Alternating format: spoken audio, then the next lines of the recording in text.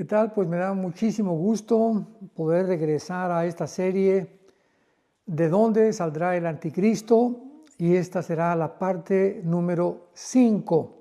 Y vamos a tratar un tema bastante escabroso, un tema bastante enigmático, que es acerca de la muerte y la resurrección del anticristo. Muy bien.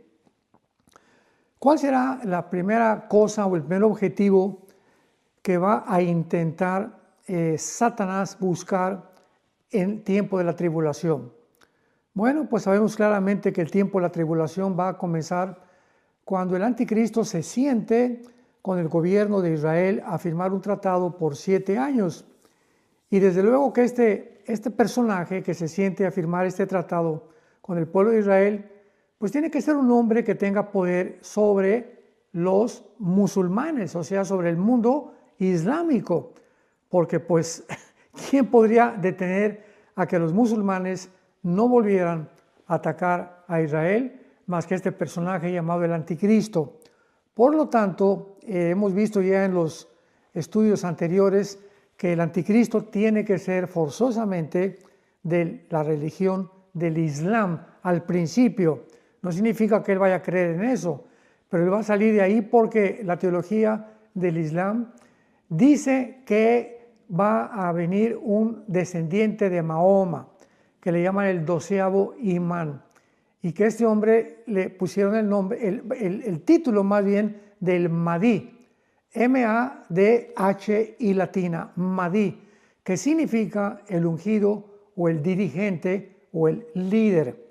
Entonces el mundo islámico está esperando que haga la aparición este hombre porque ellos creen que cuando él aparezca va a hacer una revolución islámica en el Medio Oriente y a continuación el mundo. Entonces cuando el anticristo aparezca, para ellos va a ser el Mahdi. Para nosotros ese Mahdi que el mundo islámico está esperando, para nosotros será el anticristo. Entonces el anticristo va a buscar desde luego, ¿verdad?, una persona, o más bien Satanás, que sea el objeto o el instrumento para que lo pueda usar como un títere.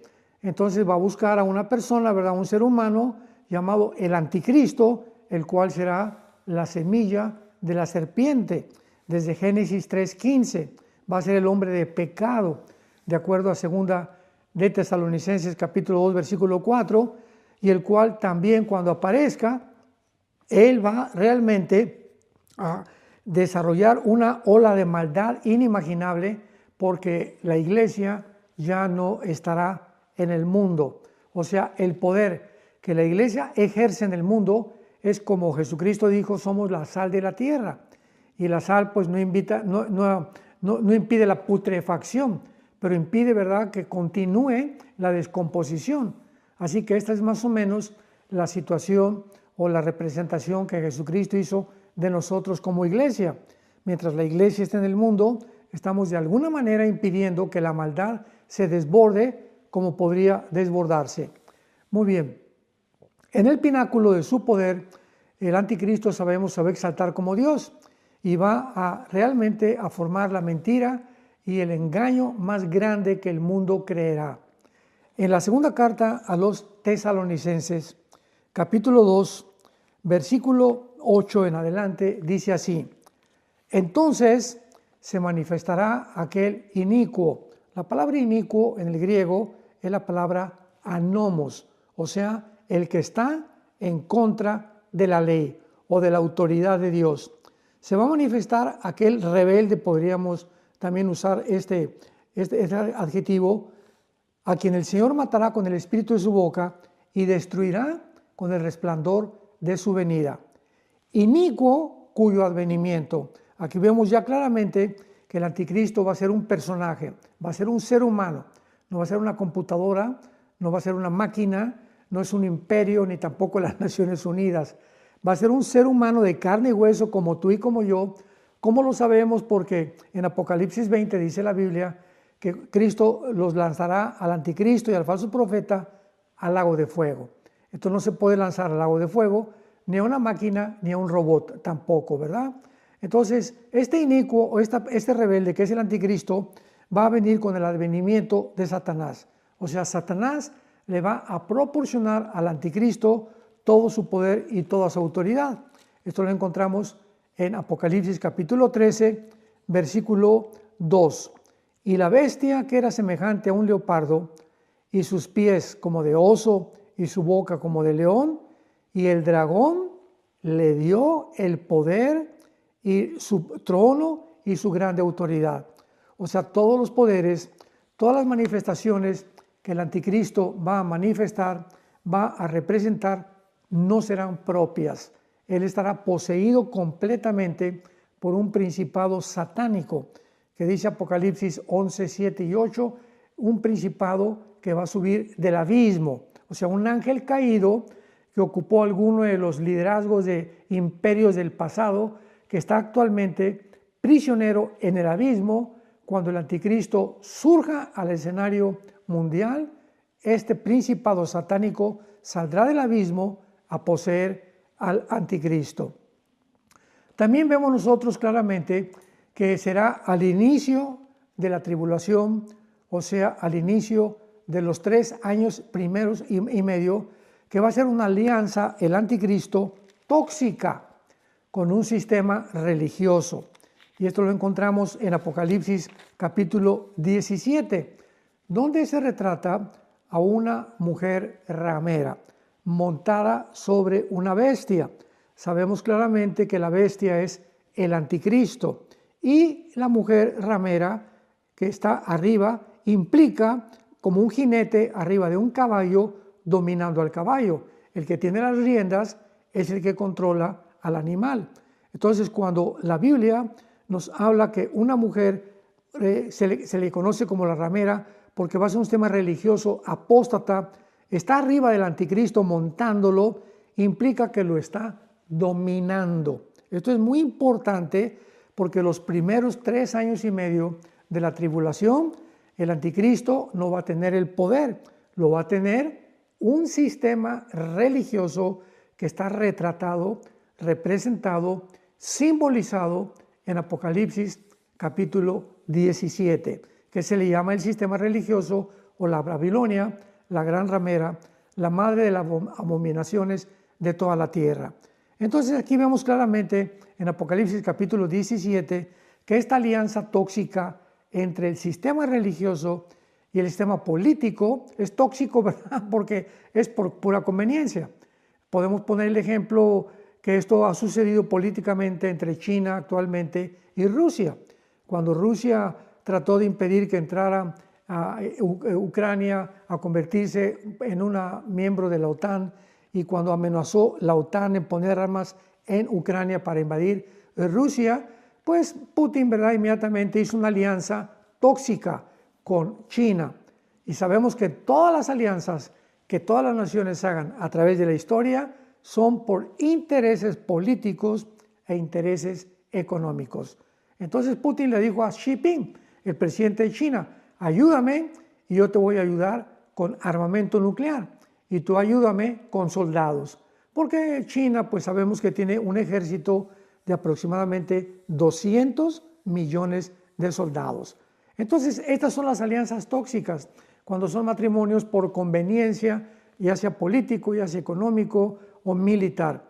Entonces, esta alianza tóxica entre el anticristo y el sistema religioso va a durar 3 años y medio, porque a los 3 años y medio el anticristo va a volverse contra el sistema religioso que le ayudó por su influencia y por su popularidad, y dice la Biblia que su gobierno del anticristo, que estará formado por 10 naciones, 5 el oriente y 5 el occidente, van a quemar este sistema religioso. Y dice aquí en Apocalipsis 17, versículo 18, para que ya no tengamos ninguna duda respecto a quién es o a quién se le está atribuyendo o qué religión será este sistema religioso final, dice la Biblia, y la mujer, o sea, la ramera retratada arriba del anticristo en Apocalipsis 17, versículo 18, la mujer que has visto es la gran ciudad que reina sobre los reyes de la tierra. En otras palabras, en tiempos de Juan, ¿Qué ciudad era la que en casi 2/3 partes del mundo había gobernado? Y la respuesta es Roma. Así que este sistema religioso estará concentrado en Roma. Ahora bien, sin embargo, vamos a ver que habrá algunos impedimentos que se necesitarán para quitar de en medio y el anticristo tiene antes que tomar el poder. O sea, el anticristo va a necesitar quitar de en medio algunos puntos importantes y eventos importantes antes de tomar el poder control, el control total. Y el primero será, él va a tener que ser muerto o asesinado, pero será resucitado. Veamos esto en Apocalipsis capítulo 13, lo que la Biblia nos revela. Versículo 3. Vi una de sus cabezas como herida de muerte, pero su herida mortal fue sanada, y se maravilló toda la tierra en pos de la bestia, que en este caso es el anticristo. Este versículo ha dado lugar a varias especulaciones, teorías, hipótesis de que realmente no está hablando de la persona del anticristo, que está hablando de alguno de los imperios, alguna de las cabezas, porque la bestia tiene 7 cabezas y representan los imperios, y no es la persona del anticristo. Pero ¿cómo podemos salir de dudas de que realmente el anticristo va a ser herido físicamente por vamos a ver claramente que la palabra que se usa en el griego es un instrumento filoso. Está hablando de una espada, o está hablando de una daga, o está hablando de un cuchillo. Y lo vemos en el versículo 12 y 14 del mismo capítulo 13 del Apocalipsis. Y dice así el versículo 12. Y ejerce toda la autoridad, está hablando del falso profeta, ejerce la autoridad, el falso profeta, de la primera bestia, en presencia de ella, y hace que los moradores de ella adoren a la primera bestia cuya herida mortal fue sanada. Y el versículo 14 lo reenfatiza, y engaña a los moradores de la tierra con las señales que se le ha permitido hacer en presencia de la bestia, mandando a los moradores de la tierra que le hagan imagen a la bestia que tiene la herida de espada y vivió. Esto es muy importante porque vamos a examinar más detenidamente las palabras originales que se usaron en estos 3 versículos para demostrar que es algo físico y que el anticristo va a ser asesinado. Entonces, va a necesitar el anticristo ser asesinado antes de que pueda subir al poder. ¿Por qué? Porque lo dice el capítulo 13, versículo 3. Vi una de sus cabezas como herida de muerte, pero su herida mortal fue sanada y se maravilló la tierra en pos de la bestia. Entonces, el anticristo, antes de que realmente el mundo lo reconozca y pueda realmente comenzar a adorarlo, tiene que haber demostrado que fue muerto y resucitado. Y esto va a ser un evento, ¿verdad? Porque vamos a ver claramente cómo es posible que Satanás pueda tener el poder de hacer un milagro como este, de levantar un muerto, de sanar un enfermo, de hacer cosas que desaparezcan, de transformar la materia inerte y energetizarla en algo real, vivo, como cuando los brujos del faraón en Éxodo capítulo 7, recordamos que mandó Dios a Moisés y a Aarón a que le dieran una señal al faraón de que realmente Dios era el Dios de Israel. Pues aventó la vara Moisés en el suelo, y ¿qué sucedió? Se convirtió en una serpiente, pero los brujos del faraón repitieron el mismo milagro. ¿De qué nos habla esto? Que realmente no conocemos lo que es el poder de Satanás. Satanás es un querubín caído con poderes extraordinarios, sobrenaturales, que tiene el poder de energetizar la materia. Como en este caso una vara, ¿verdad? Pues no tiene vida, no tiene células como un ser vivo, pero lo convirtieron los brujos en un reptil, igual que el milagro de Moisés. La única diferencia fue que la vara de Moisés se tragó a la culebra que los brujos tuvieron, dándonos a entender que el poder de Dios es mucho más grande que el poder de Satanás. Muy bien. En segundo lugar, para que el anticristo pueda realmente tomar el poder, se va a necesitar quitar de en medio, tendrá que terminar y quitar a todas las religiones que le hagan competencia. Estamos hablando del judaísmo, del islam, del cristianismo, del hinduismo, etcétera, etcétera.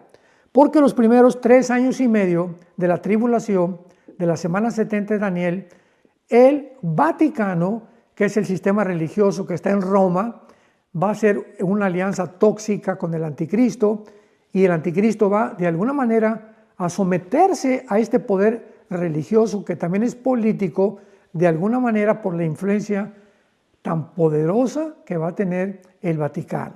Así que tengamos cuidado de estar atentos a lo que va a pasar en el Vaticano por el poder impresionante que va a recobrar sobre las naciones y sobre los políticos. Pero después de los 3 años y medio, el anticristo va a decir, se acabaron las religiones. Aquí el único que canta va a ser yo, el gallo giro, como decimos en México. Entonces el anticristo va a hacer a un lado a todas las religiones y él va a imponer su propia religión. Y en tercer lugar, otra cosa que va a necesitar el anticristo para quitar en medio y para que él pueda surgir al poder, va a tener que matar a los 2 testigos de Apocalipsis capítulo 11, que tal vez sean Moisés y Elías, como tradicionalmente se ha creído. Es posible que ellos sean los 2 testigos, que van a hacer milagros, van a traer fuego del cielo a la tierra, van a atormentar a los seres humanos con las señales y las plagas que van a traer, y finalmente será la bestia que sube del abismo, Apocalipsis 11, 7 y 8, la que los matará, que será el anticristo. Entonces, cuando ya el anticristo pueda demostrar al mundo que tiene poder sobre la vida, que ya las religiones no van a existir y que él va a matar a los 2 únicos últimos opositores, que son los 2 testigos, el anticristo toma el poder. Ahora sí, abordemos con detenimiento la resurrección y la muerte del anticristo. Dice Apocalipsis capítulo 13, versículo 2, la bestia que era semejante a un leopardo, sus pies como de oso, su boca como de león, el dragón le dio poder, su trono y gran autoridad. Y su herida mortal fue sanada, versículo 3, y se maravilló la tierra en pos de la bestia. Vendrá el tiempo entonces cuando el anticristo reciba una herida de muerte. Sin embargo, esta herida, como hemos visto ya, ¿verdad?, mortal, va a ser sanada. Es claro que esto hará que el mundo pues quede maravillado, ¿verdad?, por su aparente resurrección, por lo que el mundo lo va a comenzar a adorar.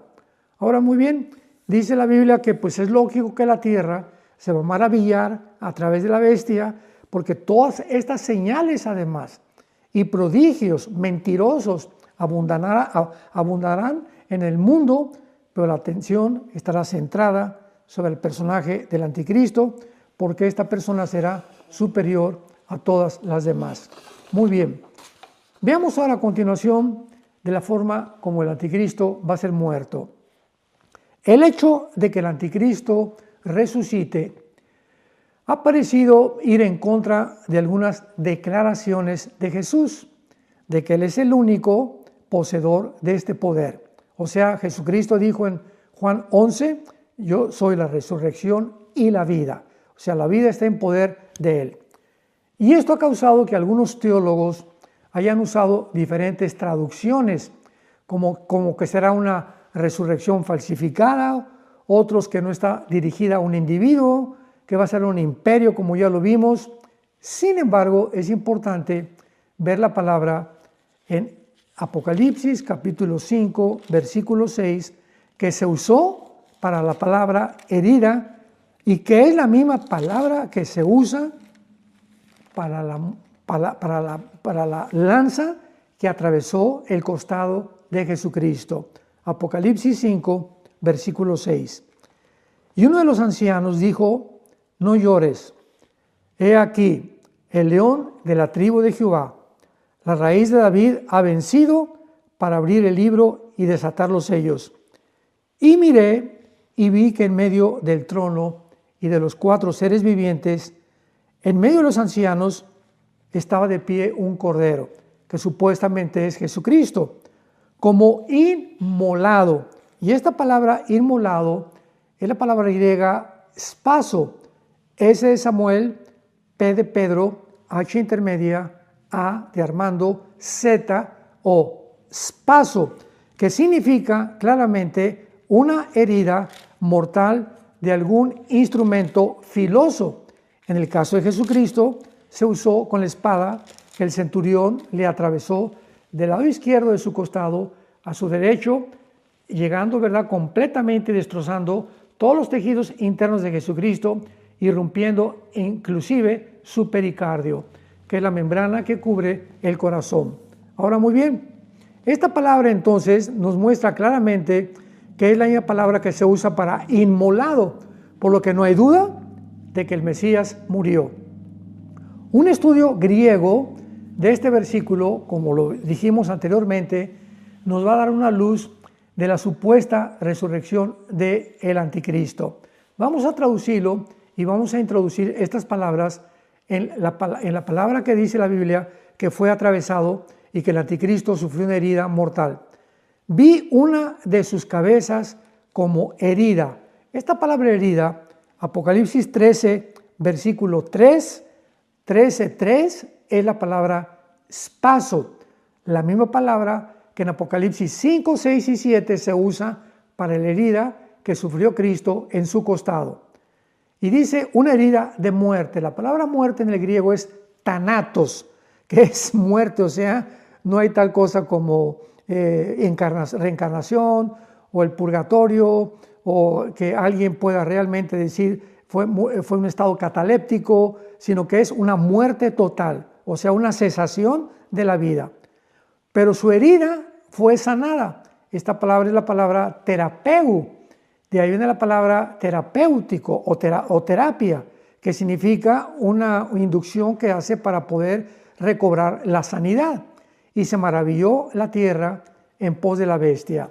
Ahora, veamos estas palabras griegas definidas en el diccionario griego y hebreo de la New American Standard, o sea, de la norma americana nueva del hebreo, que dice así. La palabra espaso, esto lo define el diccionario hebreo del New American Standard. Espaso significa matar o muerte. Thanatos significa muerte, peligro de muerte o pestilencia fatal. Plegue, que significa una herida, un golpe fuerte o golpear. Y terapeu significa curar, sanar, tratar una herida o ser sanado. Estas palabras implican que el anticristo será herido de muerte intencionalmente en lugar de morir accidentalmente o por causa natural. En otras palabras, va a ser alguna persona la que se va a acercar a él y le va a enterrar o un cuchillo o una espada, pero va a ser siempre un instrumento filoso, un arma blanca, como decimos también. Él va a recibir esta herida mortal, va a ser completamente sanada, y recordemos que esta misma herida es claramente descrita en Apocalipsis capítulo 13, donde dice que fue sanada milagrosamente. Y finalmente, el apóstol Pablo, en su segunda carta a la iglesia de Tesalónica, capítulo 2, les manda unas palabras recordándoles a estos cristianos de la iglesia de Tesalónica, que se encuentra actualmente geográficamente en la nación de Turquía, porque en Turquía se encuentran casi todas las iglesias del Apocalipsis. Qué cosa más interesante, que ellos no tenían que preocuparse, porque en la primera carta les dijo que vendría un evento llamado el arrebatamiento de la iglesia, que también en el latín significa raptarus, o también se dice la palabra rapto.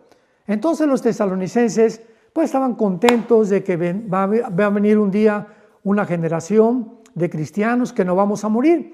Hasta ahorita en el siglo XXI todavía seguimos creyendo que nosotros vamos a pertenecer a esa generación, que de repente millones de personas van a desaparecer en el mundo y que vamos a reunirnos en el aire sin que Cristo toque los pies en la tierra como lo va a hacer en su segunda venida. Zacarías capítulo 14 del 1 al 5, vamos a reunirnos con Él para irnos con Él al cielo y regresar con Él en su segunda venida a establecer su reino mesiánico de 1000 años. Entonces, Pablo tiene que mandarles una segunda carta a la iglesia de los tesalonicenses porque comenzaron a introducir a la iglesia mentiras, falsos profetas, falsos pastores, falsos apóstoles, diciéndoles que se encontraban ni más ni menos en la tribulación. Y dice así la segunda carta a los tesalonicenses, capítulo 2. Leamos con mucho cuidado porque es muy importante lo que vamos a revelar. Pero con respecto a la venida de nuestro Señor Jesucristo y nuestra reunión con Él, les rogamos, hermanos, aquí está hablando del arrebatamiento de la iglesia. Respecto a nuestra reunión con Él, hermanos, les decimos que no se dejen mover fácilmente de vuestra manera de pensar, ni se conturben ni por espíritu, ni por palabra, ni por carta, como si fuera nuestra, en el sentido de que el día del Señor está cerca. En otras palabras, el día del Señor es un término que se usa en el Nuevo Testamento para describir los últimos 7 años de la semana 70 de Daniel o la gran tribulación. Entonces alguien comenzó a mandarles cartas diciéndoles que ya estaba la gran tribulación en el mundo. Y Pablo manda esta carta para decirles que no ha venido la tribulación y les demuestra de qué manera estaban equivocados. Dice el versículo 3, nadie los engañe en ninguna manera, porque no vendrá sin que antes venga la apostasía y se manifieste el hombre de pecado, el hijo de perdición. O sea, antes de los 7 años de la tribulación, ¿qué tiene que suceder? Pues tiene que aparecer el anticristo, porque el anticristo inicia la tribulación firmando el tratado de paz por 7 años, como lo hemos visto. Y dice a continuación, y se manifieste la apostasía. O sea, antes de que inicie la tribulación, vendrá un gran apartamiento de la fe del cristianismo, ¿verdad? Lo hemos visto de qué forma el catolicismo en los últimos 2 años ha pervertido completamente la Biblia. Roma se ha atribuido el derecho y se ha adjudicado el título de que fuera de Roma no hay salvación, cuando la salvación no está en una iglesia, no está en una denominación, no está en una organización, está en una persona que se llama Jesús. En fin, ¿verdad? Ha habido barbaridad de cosas, herejías. Roma también impuso el celibato sacerdotal, que una persona para servir a Dios no tiene que casarse, cuando la Biblia manda.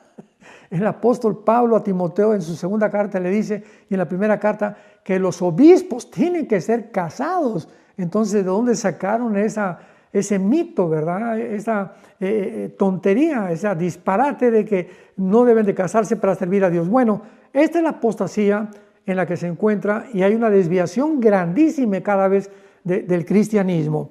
Y dice más adelante el apóstol Pablo que este hombre de pecado, que este hijo de perdición, que ese no es el Papa, ¿verdad? Ese es el anticristo, se opone y se levanta contra todo lo que se llama Dios o es objeto de culto, tanto que se sienta en el templo de Dios como Dios, haciéndose pasar como Dios. El hecho que se mencione que el anticristo se va a sentar en un templo nos confirma la doctrina de que el tercer templo judío tiene que ser levantado. Y ahorita existe, ¿verdad?, un movimiento muy grande en Israel para que ya los judíos ortodoxos ya están tratando de buscar el lugar adecuado para poder levantar el templo que está ocupado ahorita por la mezquita de Omar o la cúpula de la roca, y entonces pues va a tener que pasar un milagro, un terremoto, algo va a suceder para que los judíos puedan levantar ahí su templo profetizado en la Biblia. Entonces el anticristo va a entrar cuando levanten ese templo, va a entrar en ese templo a la mitad de la semana y lo va a profanar matando a un puerco, que es un animal inmundo en el Antiguo Testamento, y blasfemando en contra de Dios. Y dice el versículo 5, que no se acuerdan cuando yo a ustedes les contaba esto, y ahora ustedes saben lo que lo detiene. O sea, hay un poder invisible, espiritual, deteniendo al anticristo, que no se manifieste todavía. Y dice, a fin de que a su debido tiempo sea manifestado. Pero ya está en acción el misterio de la iniquidad. Solo que hay quien al presente lo detiene. ¿Quién es el que está deteniendo ahorita que no se desborde la maldad, como se va a desbordar cuando haga su aparición el anticristo y la iglesia ya no está en el mundo? Bueno, sabemos que es la presencia del Espíritu Santo en la iglesia la que está impidiendo, como la sal de la tierra, como la luz del mundo, que la maldad se desborde como podría desbordarse. Así que cuando venga el arrebatamiento de la iglesia, vendrá un desbordamiento, verá como un dique, como una presa que se rompe y se viene como un tsunami de maldad en el mundo entero. Los demonios van a subir del abismo, los ángeles caídos se van a manifestar físicamente, un principado satánico va a poseer al anticristo y Satanás será su última fiesta que tendrá antes de que venga Cristo y lo destruya. Así que pues en esta serie de dónde saldrá el anticristo, que ya hemos visto anteriormente, el territorio geográfico de donde saldrá, que será el Medio Oriente, específicamente del área de Siria y de Irak, de ahí saldrá el anticristo. Estamos viendo ahora a continuación, desarrollando este tema con más detalles y mucho más ampliamente. Pero vamos pues en este momento a darle gracias a Dios para que si tú no tienes a Jesús en tu corazón, lo invites como tu Salvador. Antes de que venga este mare magnum, esta marea alta que va a arrasar con el mundo con tanta maldad que muy pocos se salvarán. Puedes inclinar tu rostro y decirle: Señor, te pido perdón por mis pecados. Te doy gracias de haber muerto por mí en la cruz, que a los 3 días fuiste resucitado, y te pido que, como creo que vives, que entres a mi corazón como mi Señor y como mi Salvador. Porque te lo pido y te doy las gracias en el nombre de Jesús. Amén. Que Dios los bendiga y nos veremos próximamente para la 6ª parte de esta serie.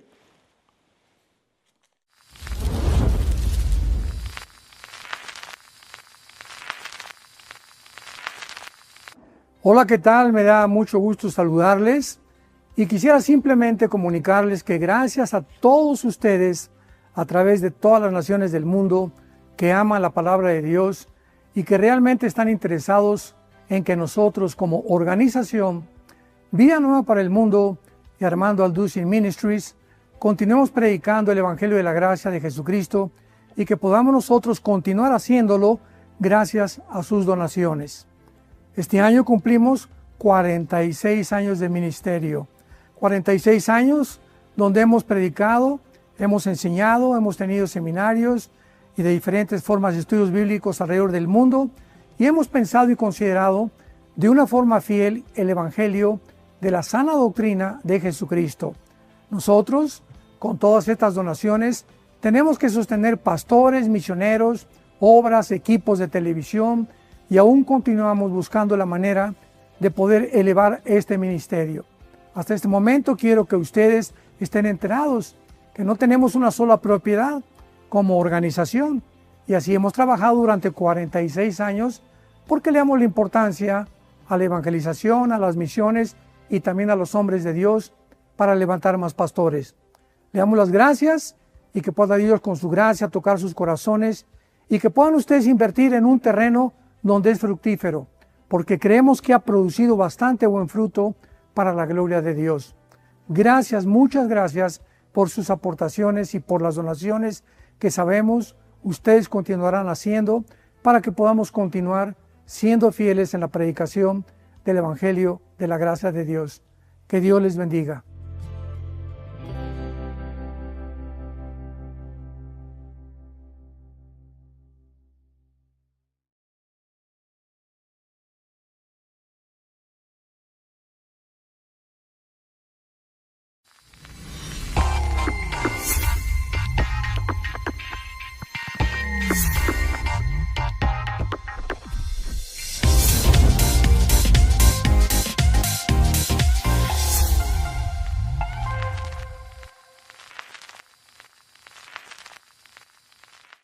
Muy bien, en esta serie, como ustedes ven el título, hemos visto y hemos estudiado profundamente algo que había causado mucha confusión dentro de la teología y de la escatología bíblica acerca de quién sería el anticristo, de qué región geográfica iba a surgir principalmente. Muy bien. Durante mucho tiempo se pensó que el anticristo iba a surgir de Roma o del antiguo imperio romano, y esto sigue siendo verdad. Vayamos al libro de Daniel capítulo 9 para explicar el porqué. Durante mucho tiempo se asumió que el anticristo tenía que ser romano. Dice en Daniel capítulo 9, versículo 26 y 27. Y después de las 62 semanas se quitará la vida al Mesías, mas no por sí, y el pueblo de un príncipe que ha de venir. Repito, y el pueblo de un príncipe que ha de venir destruirá la ciudad. ¿Cuál ciudad? Es Jerusalén. Y el santuario, o sea, el templo judío. Y su fin será con inundación, o sea, con una guerra. Hasta el fin de la guerra durarán las devastaciones. Entonces, aquí, de acuerdo a este versículo, ¿quién es el pueblo que destruyó en el año 70 a Roma? A Jerusalén.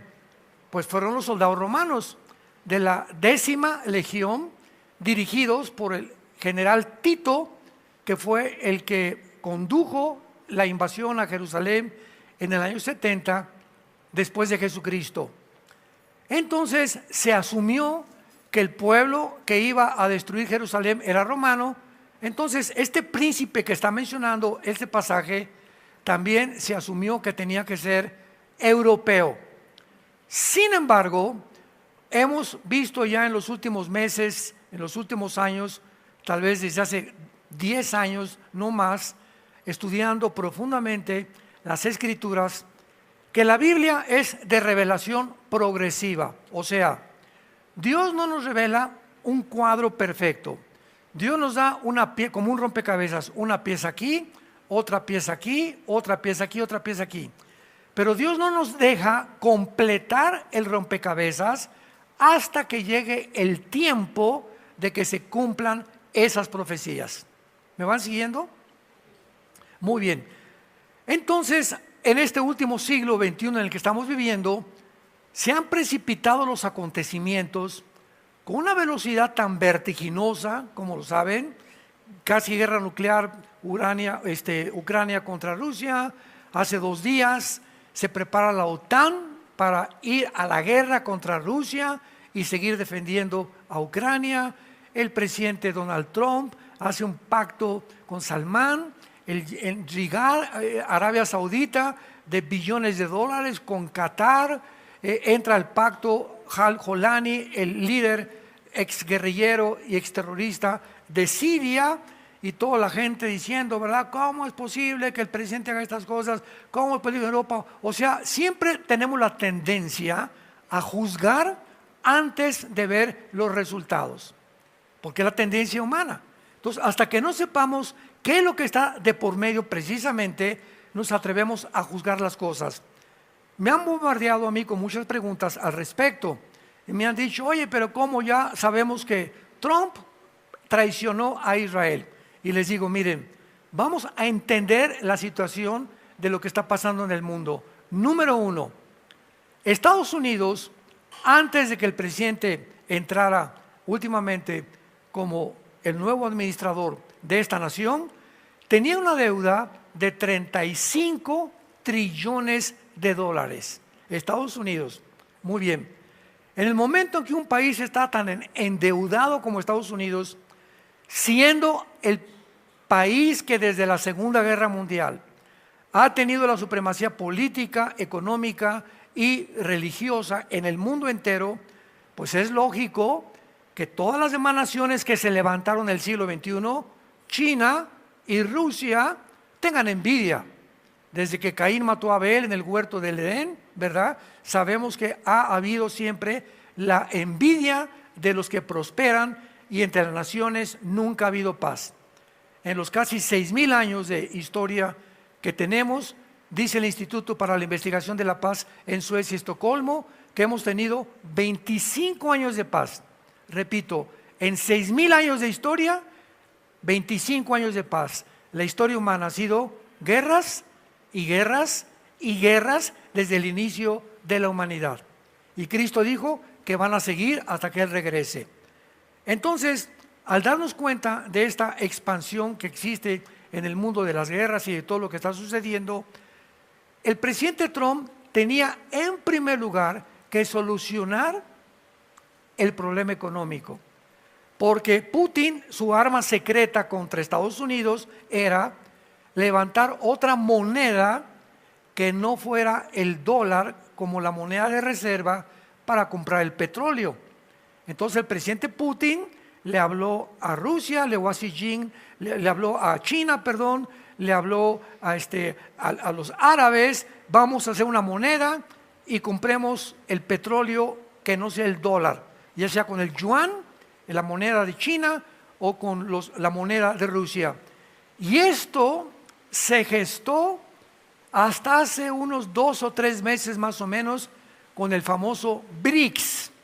Se formó una organización que llama el BRICS por China, con Sudáfrica, etcétera, etcétera, con el propósito de derribar el dólar.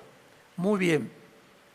Si hubieran logrado, síganme con cuidado, si hubieran logrado las naciones enemigas de Estados Unidos y de la libertad y de la derecha, no, o sea, las naciones globalistas, las naciones de izquierda, si hubieran logrado derribar el dólar, adiós Estados Unidos. Porque en ese momento se hunde completamente. Entonces Trump, al darse cuenta, porque él no es un político, es el primer presidente que es hombre de negocios. Él no es político, es un hombre de negocios. Sacó un libro que se llama El arte de hacer tratos. O sea, es un experto en negocios. De eso nadie se lo puede quitar. ¿Qué hace Trump? ¿Dónde está el dinero? Pues en el Medio Oriente. ¿Quién tiene el dinero? Los árabes. ¿Quién tiene el dinero? Arabia Saudita, los Emiratos Árabes, Qatar, Kuwait, y todos ellos son los que manejan los billones de dólares. Pero tienen un problema porque ellos no quieren a Israel. E Israel, pues es compadre de Estados Unidos. Estados Unidos ha protegido a Israel desde la Segunda Guerra Mundial en contra de los árabes y de Irán, porque Irán no son árabes, son persas. Entonces Trump llega y dice, mira Netanyahu, si quieres atacar a Irán y ahorita meterte en Gaza, hazlo, pero ¿sabes una cosa? Yo me lavo las manos. Vamos a hacer un trato, pero ya sabes que desde lejecitos te voy a mirar y los vamos a respaldar. Pero vamos a dar al mundo la impresión de que tú y yo estamos completamente enojados. Todo es estratégico. Y los medios de comunicación, CNN y todos los medios de televisión y de radio, ya Estados Unidos olvidó a Israel. Estados Unidos va a hacer un pacto con los árabes para que dentro de Israel haya 2 estados. Mentiras, mentiras, mentiras, mentiras de TikTok y de todas las redes sociales mentirosas que hay.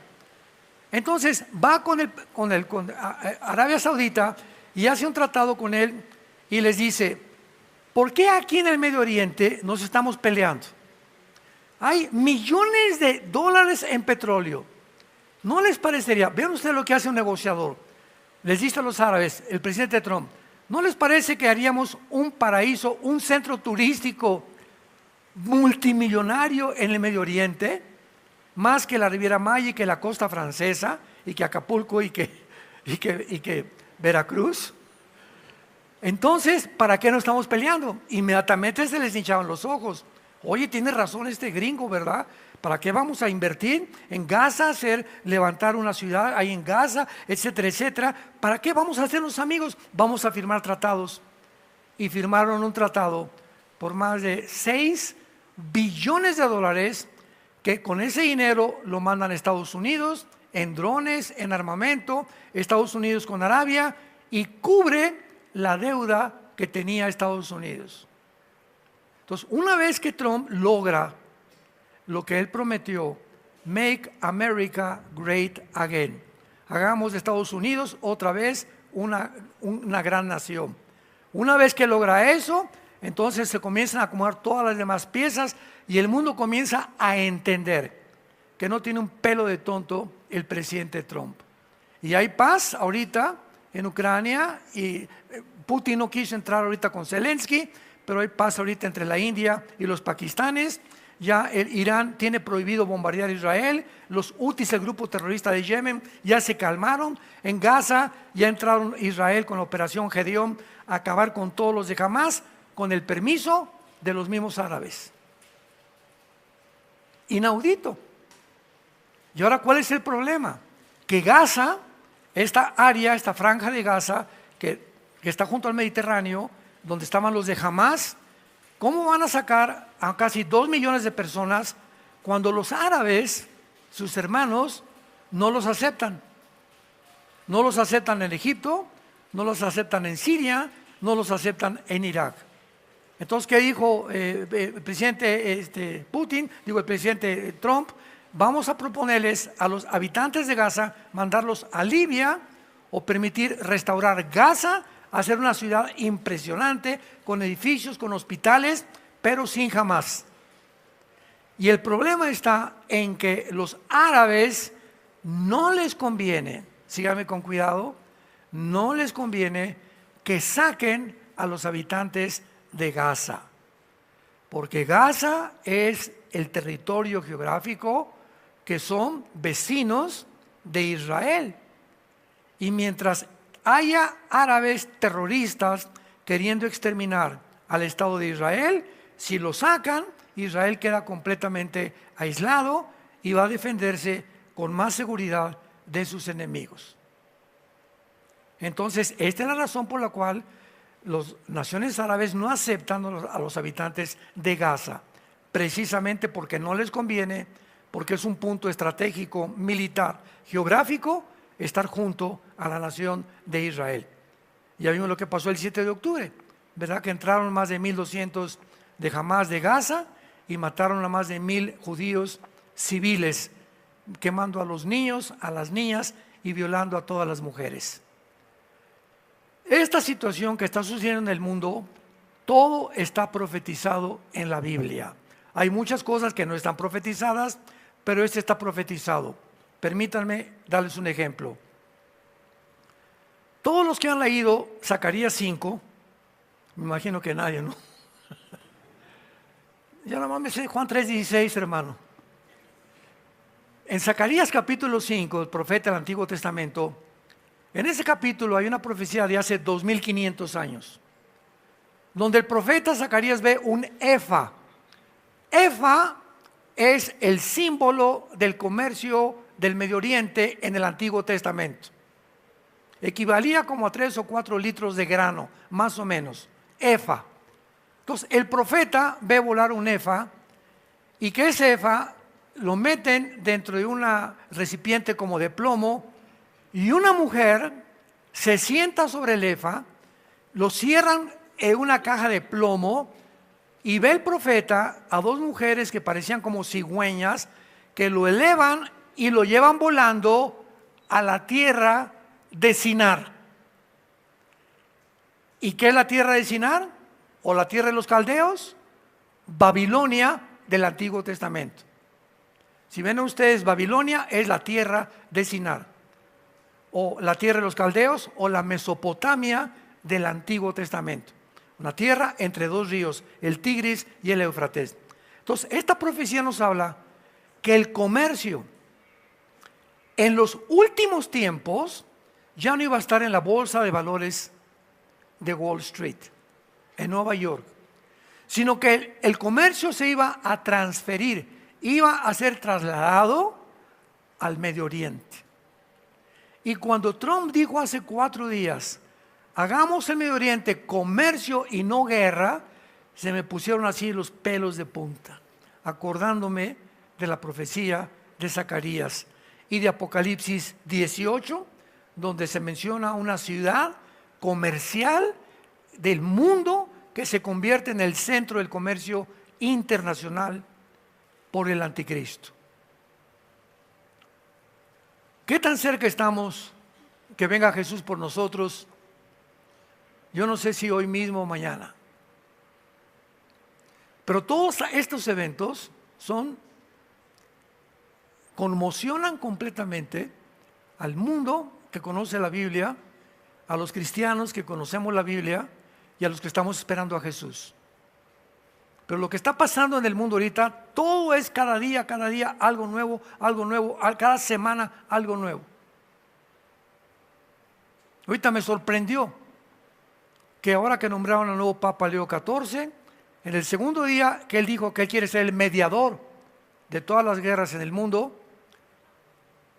la India y Pakistán suspendieron y pusieron un cese al fuego. Putin le puso un cese al fuego allá en Ucrania. En el Medio Oriente, Irán dijo que no va a seguir bombardeando temporalmente a Israel. Los Houthis, el grupo terrorista de Yemen, la península arábica, cesaron de mandar cohetes. Cuando dijo el Papa, quiero ser el mirador, de repente hubo paz. ¿Tendrá poderes sobrenaturales este hombre? ¿Será coincidencia que al otro día que él haya dicho eso, ¡pum!, de repente, lo que hace meses no se puede haber, sucedió? ¿Qué se está moviendo en el aire espiritual para que de repente ahora toda la concentración sea en el Vaticano? Hoy en la mañana, no sé cuántos de ustedes vieron la inauguración del oficio o de el papel que este Papa está jugando. Hizo la primera misa de todo su servicio y había el vicepresidente de Estados Unidos, Vance, estaba Zelensky, estaba Felipe y con su esposa los reyes de España, estaban rabinos judíos, había pastores evangélicos, había gente de la India, había brujos, había de todas las sectas del mundo entero. Ahí se concentraron todos para presenciar la primer misa del Papa Leo XIV. Y por mucho tiempo se ha pensado que el Papa era el anticristo. Están muy equivocados. El Papa nunca será un anticristo, el Papa. Ah, no, hermano, es que es el falso profeta. Ayer consiguen la conferencia en el Congreso de Líderes en México. Mi mensaje fue el Papa y el falso profeta, para demostrar que el Papa no es ni el anticristo ni el falso profeta. Toda esta información es por no conocer la palabra de Dios. Pero ahora estamos estudiando la muerte y resurrección de Jesucristo y vamos a ver claramente que antes de que termine el mundo vienen 7 años de tribulación. Dios nos saca del mundo de una forma sobrenatural a través del famoso rapto de la iglesia, y durante estos 7 años dice la Biblia que Satanás y sus ángeles y los demonios vendrán al mundo a terminar la labor que han hecho durante siglos de poder corromper a la raza humana, de poder autodestruirnos a todos. Y dice en Apocalipsis 9 que el abismo se va a abrir para que los millones de demonios que están ahí salgan a la superficie de la tierra y atormenten a todos los seres humanos por determinado tiempo. La pregunta es la siguiente: En esta última parte de la tribulación, cuando Satanás, junto con sus ángeles caídos y demonios, sean soltados para aterrorizar a los seres humanos, hay dos preguntas importantes. Número uno, ¿es posible que Satanás se aparezca en el mundo y sus ángeles visiblemente? Esta pregunta no se la habían hecho, porque vamos a demostrar que los ángeles se pueden manifestar como seres humanos. Y en la Biblia se han aparecido como seres humanos. Y los ángeles caídos tienen la misma naturaleza que los ángeles que sirven a Dios. ¿Será posible que se manifiesten visiblemente y que llegue el momento, cuando venga el rapto, que crea el mundo, que vinieron los extraterrestres y que los que desaparecimos nos llevaron los ovnis, y que Satanás y sus ángeles caídos convenzan a los seres humanos que son extraterrestres y que ellos van a ofrecer otra narrativa de que la creación no es bíblica, sino que fueron semillas, voy a hablar más tarde, que sembró el universo y que ellos nos llevan a otras galaxias? ¿Será posible que eso suceda? Lo vamos a ver.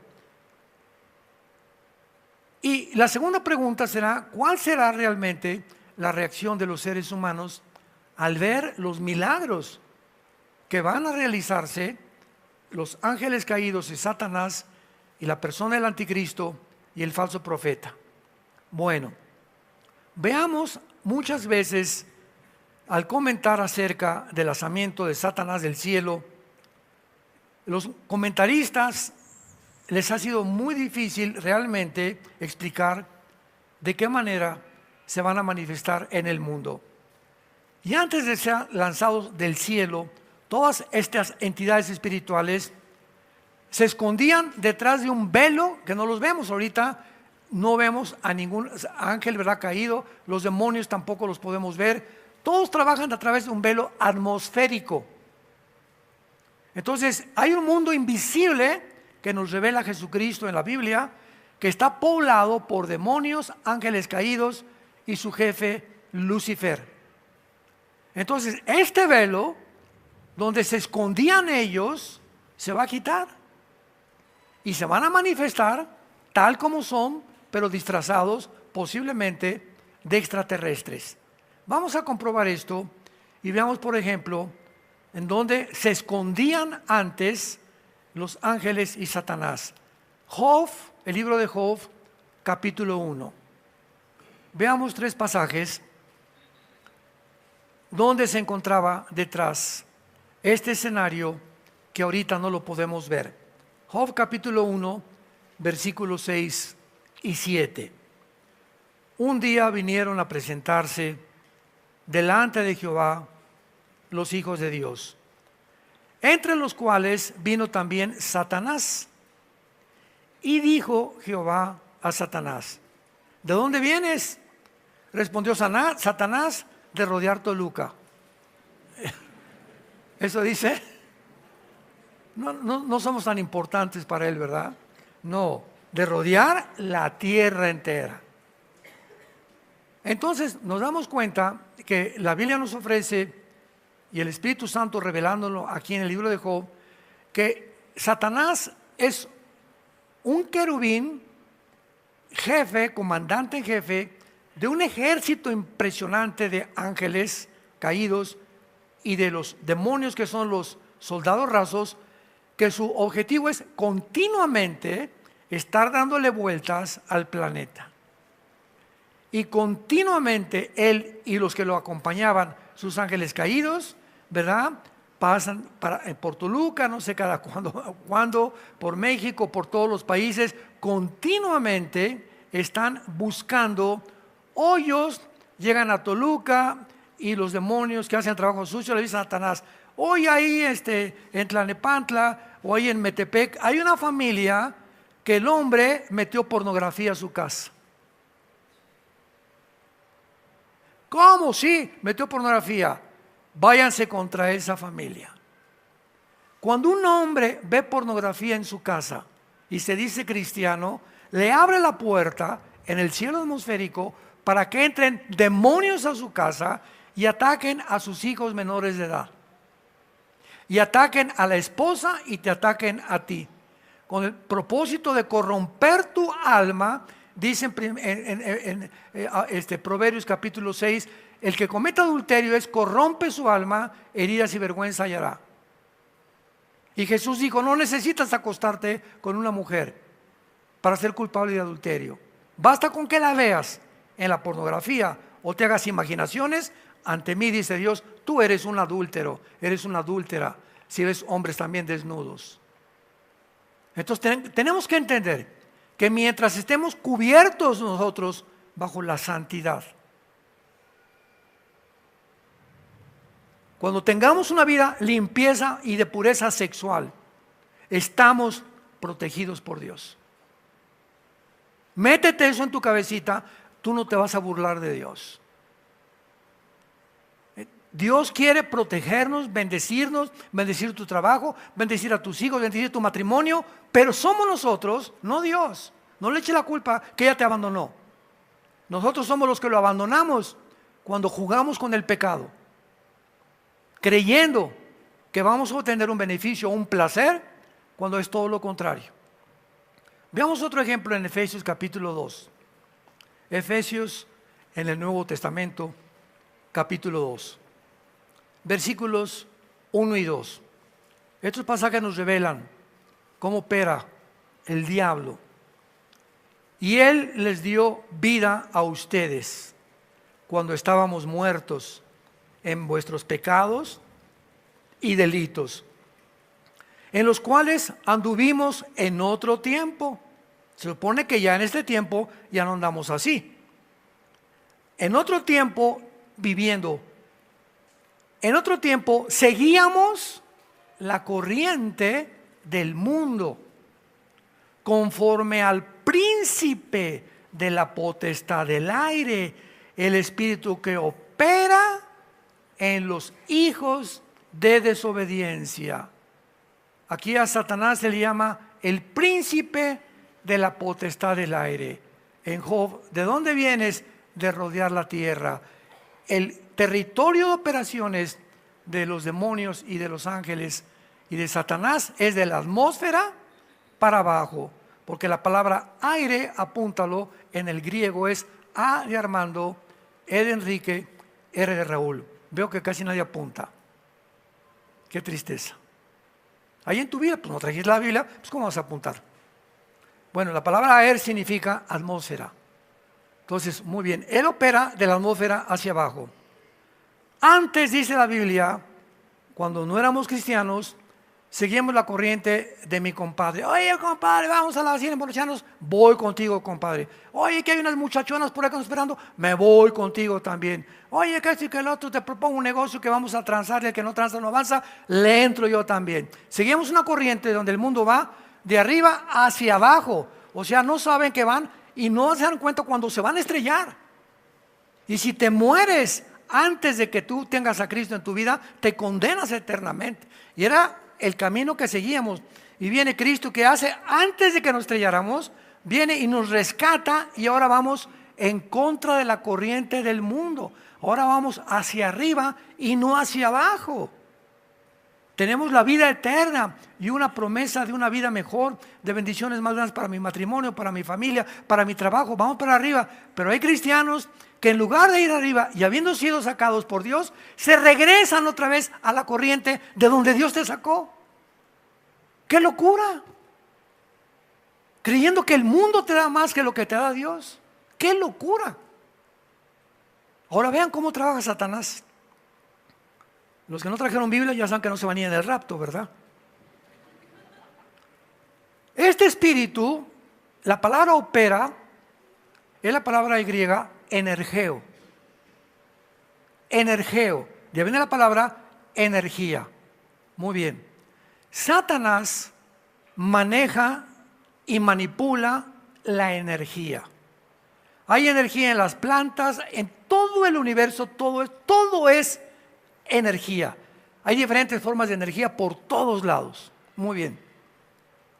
Nosotros como seres humanos tenemos un cerebro, y en el griego es nous, o sea, la mente. Y la energía principal del ser humano se maneja aquí en mi cabeza. Lo que yo pienso es energía. Ahora, ¿esta energía es negativa o esta energía es positiva? Toda la energía negativa que yo pueda tener afecta mi corazón, mi hígado, mis pulmones, mi estómago, mi sistema gastrointestinal, mis piernas, mi circulación, mi sangre, mi piel. Toda esa energía, sin que nos demos cuenta, se descubrió hasta 1960 del siglo pasado. Y le llamaron enfermedades psicosomáticas. Psicomente, soma cuerpo. O sea, descubrieron los médicos que la forma como tú piensas te produce o deterioro de tu salud o te produce salud. Y se comprobó con el estrés. Una persona que está bajo el estrés continuamente va a tener un pulso muy alto, va a tener pulsaciones del corazón muy elevadas, va a tener una circulación completamente desastrosa. Hay personas, por ejemplo, las personas amargadas, no todas, el 80% tienen artritis. Descubrieron que la artritis era de gente amargada. Todas esas preocupaciones impiden tu salud. Y ahora están vendiendo millones de pastillas tranquilizantes. Millones. Nunca el mundo había consumido tantos anestésicos, tranquilizantes, Prozac y Valium y cochinadas, ¿verdad? ¿Por qué? Porque vas con el doctor y te dice, yo no te puedo cambiar, te voy a dar un chocho para que cuando te pongas así medio locochón, te lo tomes y te calmes. Y hasta ahí llega la cosa. Entonces te drogan más porque opera al contrario. Son químicos que entran al tema nervioso y cuando te falte va a estar peor de lo que estabas antes. Pero es el mundo. Opera en la energía de los seres humanos. Y el propósito, por favor, abran los ojos. Son palabras fieles y verdaderas. El propósito de ellos es volverte loco. Volverte loca. Hacerte creer que con una mujer puedes ser más feliz que con la que estás casado. Hacerte creer que el alcohol te puede por un tiempo hacerte olvidar la muerte o que se fue Chencha y no me avisó, etcétera, etcétera, pues me emborracho. Hacerte creer que el dinero lo es todo en la vida. Hacerte creer que puedes vivir sin Dios y te hace creer que tú eres Dios. Ese es el fracaso y la caída del ateísmo. Una persona que dice atea es una persona que está contradiciéndose filosóficamente y moralmente y espiritualmente va a acabar muy mal. Porque no somos dioses. Fuimos creados a la imagen y semejanza de un Dios y mandó a Jesucristo su Hijo a darnos vida y vida en abundancia. Entonces, ¿cómo es posible que tú, conociendo a Jesucristo, regreses a revolcarte otra vez en el lodo de donde Dios nos sacó?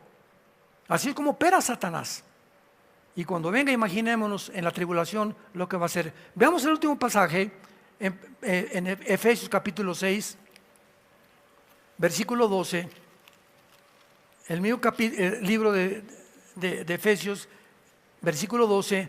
Porque no tenemos lucha entre nosotros, lo puedo traducir, contra sangre y carne. En ustedes nos revela el Espíritu Santo. No es la guerra entre tú y tu suegra. El problema no lo tienes con tu esposo ni con tu esposa. No es contra los comunistas, ni contra los nazis, ni contra el Islam. La guerra no es entre ustedes. Hay potestades, principados, gobernadores. Hay un ejército perfectamente bien organizado para que tú te pelees con tu esposa, para que odies a tus padres, para que le eches la culpa al gobierno, para que le eches la culpa a los nazis o a los fascistas, etcétera, etcétera. Abran los ojos, tenemos que orar, porque a través de la oración es la única forma en la que cambiamos nuestra vida. ¿Tienes problemas en tu matrimonio? No te vayas a emborrachar, por el amor de Dios. Ni creas que otra te va a hacer más feliz. Se calcula estadísticamente que las personas que se casan por tercera vez tiene más probabilidades de casarse antes de los 5 años, volverse a divorciar. Si no pudiste con una, ¿cómo vas a poder con la otra? ¿Cómo vas a poder, después de 2, crees que vas a poder con 3? ¿Cómo pudo Elizabeth Taylor, la actriz más bella del siglo XX, Elizabeth Taylor, casarse 9 veces? Es que este no lo hace, este tampoco, este no me da mis palomitas en la noche, este no me hace masajito en los pies antes de acostarme, este no tiene cara de Garfio, este no se parece a Rambo. Y así a la gente recorriendo, creyendo que hay una mujer o que hay un hombre que vas a encontrar en esa persona o en esa mujer la felicidad. ¿Y cuál es el problema? Que estas mujeres y estos hombres están buscando a alguien que los haga felices, y Cristo viene y nos dice: tú haz feliz a tu esposa. Maridos, amen a vuestras mujeres como Cristo amó a la iglesia y se sacrificó por ellas. Mujeres, trata de hacer feliz a tu esposo. Que él no responda, déjamelo a mí, dice Dios. Pero no huyas con otro hombre, no huyas con otra mujer, porque te va a ir de mal en peor. Es la locura del ser humano. Están organizados potestades, principados, gobernadores, huestes espirituales de maldad, que son los demonios, en las regiones celestes. Ahora, muy bien, todas estas escrituras nos han revelado que Satanás recorre el mundo, como lo acabamos de comprobar, de manera invisible, ¿verdad? Príncipe de la potestad del aire, la atmósfera para acá. Y esto lo identifica operando en una dimensión espiritual, en el cielo atmosférico, en el aire. Ahora, ¿qué hay en el aire? Ahorita estoy hablando y aquí está pasando la charrita del cuadrante, FM, AM, está en ondas de Wi-Fi pasando, atraviesan las paredes. Estamos en un mundo que no vemos, de ondas de energía cruzando por todos lados. Por eso prendo el radio y una onda desde Rusia viaja por el espacio, llega a mi radio, fibra óptica, como le quieras llamar, y oigo la conversación que tiene ahorita o lo que está pasando en Roma. Es un mundo completamente que estamos unidos por un mundo invisible. ¿Quién creen ustedes que usa las ondas de radio y de la televisión? ¿Quién? ¿La Madre Teresa? Satanás. Entonces, yo me meto a la televisión y veo un programa. Cuídate de ver un programa de pornografía o películas que demasiada violencia, demasiado, porque me va a afectar mi mente. Cuídate de estar checando y creyéndole a CNN todas las mentiras que dice, que de una 100 son mentiras. Cuídate de lo que lees en los periódicos, las revistas que compras. Estamos un mundo inundado de mentiras. ¿Por qué? Porque en Juan 8:44 se le llama a Satanás el padre de las mentiras. Primera de Juan 5:19 se le llama a Satanás, que tiene el control del mundo entero, operando en las mentes de los seres humanos para producirles esquizofrenia, psicosis, paranoias, intentos de suicidio, que deja a tu esposa, mata a tus padres, véngate. Todas estas ideas, ¿dónde están? Aquí. ¿Quién me las puso? ¿Vinieron de la nada? No, no vinieron de la nada. Pero ahora que conocemos la Biblia, nos cuidamos de llenar la mente con la palabra de Dios. ¿Cuántos de ustedes se levantan en la mañana, abren la Biblia? Yo casi siempre lo hago en los Salmos. Es un ejemplo, lo puedes abrir en cualquier parte que Dios te guíe. Me encantan los Salmos, me identifico: esperanza mía, castillo mío, mi Dios, encontraré el que habita al abrigo del Altísimo, morado bajo la sombra del Omnipotente. Comienzo a memorizar unos salmos y la vida de Cristo entra a mi vida, porque la palabra de Cristo es el verbo hecho carne, y mis palabras, dijo Jesús, son espíritu y son vida. Entonces, cuando leo la Biblia, no estoy leyendo a Shakespeare, ni a Octavio Paz, ni a ningún otro escritor famoso. Eso me da conocimiento intelectual, pero al poner mi atención en la Biblia, sale sin que nos demos cuenta. En el mundo invisible sale algo que entra a mi espíritu, que nadie me puede dar más que la Biblia. Y al entrar a mi espíritu hay una semilla, cuando recibí a Cristo, que comienza a romperse mientras más Biblia leo y la memorizo, y comienza a romperse y a crecer como una plantita, y comienzo a dar fruto. Desde que tú te convertiste, ¿cuál es tu fruto? Pregúntate. Desde que tú te convertiste, ¿a cuántas personas les has hablado de Jesús? Hermano, tengo 5 años que soy cristiano y déjame ver. A nadie. Por eso eres una persona religiosa, no eres cristiano, no te engañes. Fuimos llamados para hablar de Jesús. Para decirle a la gente, oye compadre, fíjate que alguien cambió mi vida, se llama Jesús. No te puedo decir más, pero descubrí que Él vive, que Él resucitó de los muertos. Y le pedí que entrara a mi vida y está en mi vida y voy a comenzar a seguirlo. Ese es suficiente testimonio para que le des a tu familia y a tus amistades. Esto lo identifica, vuelvo a repetir, operando en un cielo atmosférico. Además se nos revela que Él emplea un ejército de entidades espirituales de maldad para controlar e influir en el mundo entero.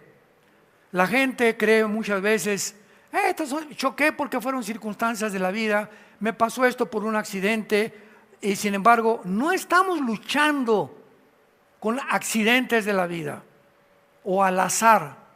Todo, ¿verdad?, son enemigos invisibles cuya existencia es más real que la nuestra. ¿Por qué digo esto? Porque ellos existían antes que nosotros.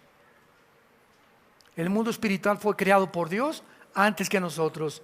Sin embargo, cuando Satanás entre a la dimensión física, ya no se va a ocultar detrás de una dimensión invisible, ni tampoco detrás de cortinas.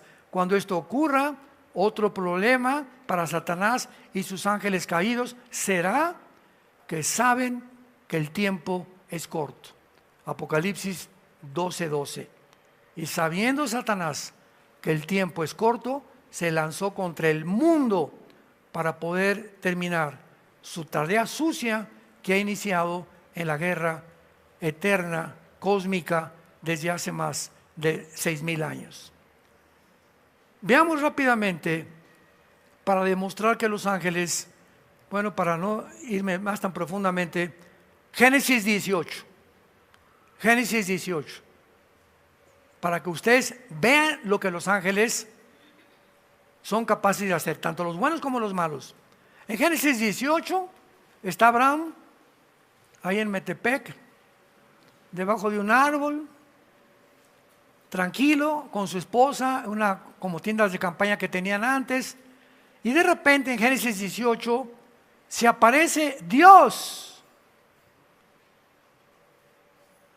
se aparece el Padre, Dios, en forma humana, con 2 ángeles. Y cuando Abraham los ve, intuitivamente o espiritualmente se da cuenta que eran seres de otro mundo.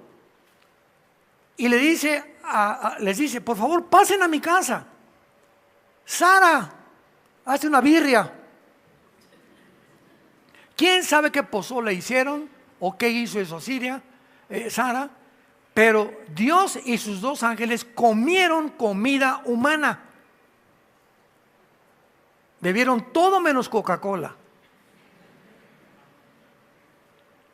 Y vemos en el capítulo 19 del Génesis que cuando estos ángeles que visitaron el capítulo anterior a Abraham y a Sara, los manda Dios a Sodoma y a Gomorra para que entren a Sodoma y a Gomorra como seres humanos. Y entraron por la frontera de Sodoma y Gomorra, y Job era uno de los porteros que cuidaba la frontera, les dio la bienvenida y los llevó a su casa. Y los sodomitas, porque ahí desde los niños, jóvenes y adultos eran homosexuales. Cuando vieron, me imagino que han de haber sido muy bien parecidos, en forma humana los ángeles, lo siguieron a casa de Job.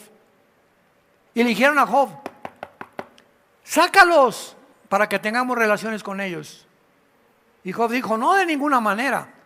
Y Job Lot. Y estaba tan corrompido Lot que le dijo a los sodomitas: mejor llévense a mis hijas. Fíjense nada más. Estaba dispuesto a entregar a sus hijas, a vender a sus hijas, a tener relaciones con los sodomitas. Pero como eran sodomitas, le dijeron: no, ese panqué no nos gusta, los queremos a ellos. Y entonces comenzaron a romper la puerta de la casa de Job. Todo léanlo, Génesis 19. Y entonces uno de los ángeles abrió la puerta y los dejó ciegos a todos. Y le dijeron a Job: ve con tu familia y avísales, vámonos, porque Dios nos envió a sacarte de esta ciudad, que va a destruirla a Dios, porque ya está contaminada de tal grado que no tiene solución. Y les pido por favor que junten a todos. Llegó Job con sus primos: oye, vámonos porque va a destruir. No, se burlaron de él, porque Lot fue un cristiano carnal. A los únicos que pudo sacar Job fueron a su esposa y a sus 2 hijas. Y cuando ya los iban sacando de Sodoma, los ángeles le dijeron: Job, esposa de Job, y los hijos de Job, no volteen atrás cuando caiga fuego y azufre sobre Sodoma. Está bien, capitán, como usted diga. Y entonces, al ir saliendo de Sodoma, la esposa de Job voltea para atrás y se convierte en una estatua de sal. ¿Cómo entendemos esto?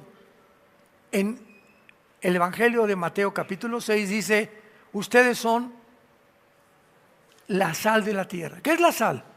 La sal en la carne evita la corrupción, ¿verdad? Mientras sales de la carne te dura mucho más tiempo. Entonces, cuando Jesús dijo que somos la sal, nosotros, nuestra presencia en tu casa, en tu mundo, en tu escuela, en tu lugar de trabajo, estamos evitando que se propague más rápidamente tanta maldad. Cuando somos valientes y damos testimonio: oye, eso no debes hacer. Oye, primo, eso que estás haciendo no es posible. Oye, Panchita, no tengas relaciones sexuales con tu novio. Ustedes no están casados, eso no le agrada a Dios. Mientras estemos dando esta influencia en el mundo, estamos deteniendo la maldad. Ya si no nos hacen caso, es problema de ellos. Pero tenemos que ser valientes. Entonces, la esposa de Job, de Lot, se convierte en estatua de sal, porque dijo Jesús en el libro de Lucas, en el Evangelio de Lucas: acuérdense cuando venga de la mujer de Lot. Acuérdense qué cosa está diciendo Jesucristo: que cuando yo venga va a haber muchos cristianos cuya sal perdieron su sabor. Ya no son ni salan a nadie en el mundo. Cuando te contaminas con el mundo y sigues la corriente del mundo, dejas de ser influencia y de darle sabor a la vida de tantas personas que están completamente congestionadas espiritualmente en su estómago espiritual de tanta maldad y de tanto pecado. Pero vemos que los ángeles pueden comer, pueden beber. Cuando Jesús resucitó, los ángeles quitaron la piedra. Cuando fueron las mujeres a la tumba de Jesús, se les apareció un ángel a las mujeres y le dijo: a quien buscan. Los ángeles pueden tomar forma humana. Y tal vez se repita esto en el tiempo de la tribulación. Y la pregunta es, en esta mañana: ¿realmente estás tú seguro? ¿Estás segura? Que si tú te murieras hoy en la noche, no sé, una embolia, un ataque cardíaco, un accidente de tránsito, lo que sea, ¿estás tú seguro, segura, 100% seguro, que no importa la hora que te mueras, te vas a ir al cielo? No me digas ni conteste nadie. ¿Estás segura que te vas al cielo? Si tú no estás seguro ni segura que te vas al cielo, ¿por qué es? Porque no tienes a Cristo. Porque cuando recibes a Cristo, nos dice: el que tiene al Hijo tiene la vida, y vengo a darles vida eterna. Entonces, cuando yo muera, voy a morir en paz. No importa la hora que venga por mí, voy a morir en paz, porque mi alma le pertenece a Él. Pero si tú no tienes esa seguridad, asegúrate en este mismo día de tener a Jesús en tu vida. Y si no estás seguro, si no estás segura, acompáñenme con esta oración. Te damos gracias, Dios y Padre, de Jesucristo nuestro Señor, de haberlo enviado a este mundo para darnos a conocer quién eres. El que conoce al Hijo, conoce al Padre, y el que recibe al Hijo, recibe al Padre. Gracias por tan grande sacrificio en la cruz, porque tú fuiste crucificado, muerto, enterrado y resucitado a los 3 días, para que al levantarte de la tumba nos diera la esperanza que nosotros también, si creemos en ti y te seguimos, vamos a volver a vivir juntamente contigo. No se turbe vuestro corazón, dice Jesús. No tengan miedo, manada pequeña. Mayor es el que está entre nosotros que el que esté en el mundo.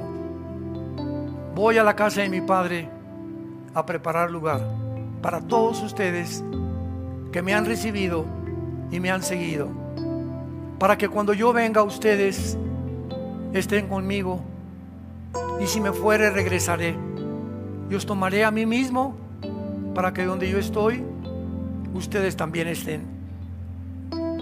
El que tiene al Hijo tiene la vida. El que no tiene al Hijo, aunque tenga una religión, no tiene la vida eterna, porque la vida está en el Hijo, no está en ninguna religión. Gracias, Señor, por darnos la vida eterna, el arrepentimiento de nuestros pecados y la promesa que muy pronto, tal vez más pronto de lo que nos imaginamos, vamos a estar contigo. En esta mañana dile a Jesús con todo tu corazón, si tú no tienes esta seguridad: mi Señor y mi Dios, te pido que me perdones mis pecados. No he vivido conforme a ti ni a tus mandamientos. No he vivido, Señor, en el camino de la verdad. Lávame con tu sangre preciosa que derramaste en esa cruz, y dame el poder que yo no tengo de cambiar mi manera de vivir. Vengo a ti, Jesús, a abrazarte en la cruz para que tengas misericordia de mi vida, porque teniéndote a ti en mi vida, tendré el poder de vivir la corta vida que tenemos enteramente para ti, porque te lo pido y te doy las gracias en el nombre de Jesús. Amén.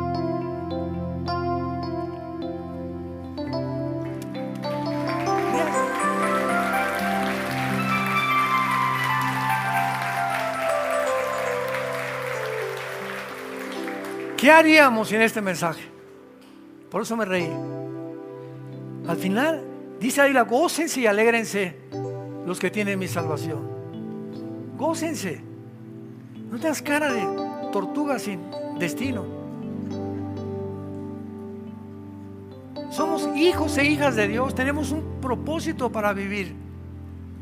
Qué locura creer que el mundo nos puede dar algo más que lo que Él vino a darnos. El que no escatimó a su Hijo, ¿cómo no nos dará? ¿Cómo no nos dará todas las cosas si se las pedimos? Es hora de despertar. Es hora de despertar. El mundo está, pero así, ya, como un cohete, derechito, a descarrilarse y explotar. Y antes de que explote, sabemos que viene Jesús por nosotros y nos vamos con Él. Y esta esperanza es la que nos mantiene siendo santos en toda nuestra manera de vivir. Sean santos porque yo soy santo, dice el Señor. Que tengan mucha paz.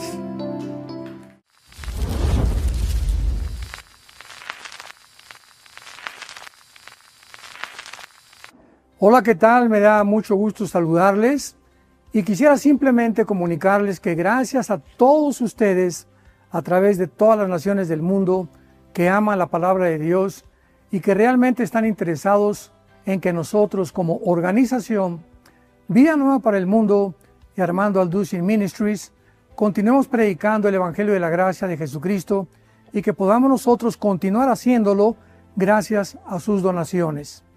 Este año cumplimos 46 años de ministerio, 46 años donde hemos predicado, hemos enseñado, hemos tenido seminarios y de diferentes formas de estudios bíblicos alrededor del mundo y hemos pensado y considerado de una forma fiel el Evangelio de la sana doctrina de Jesucristo.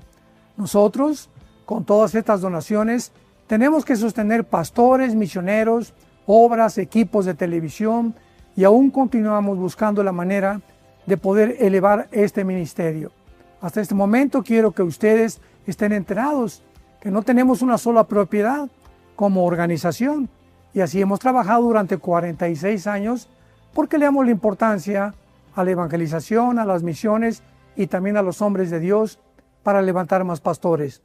Le damos las gracias y que pueda Dios con su gracia tocar sus corazones y que puedan ustedes invertir en un terreno donde es fructífero, porque creemos que ha producido bastante buen fruto para la gloria de Dios. Gracias, muchas gracias por sus aportaciones y por las donaciones que sabemos ustedes continuarán haciendo para que podamos continuar siendo fieles en la predicación del Evangelio de la gracia de Dios. Que Dios les bendiga.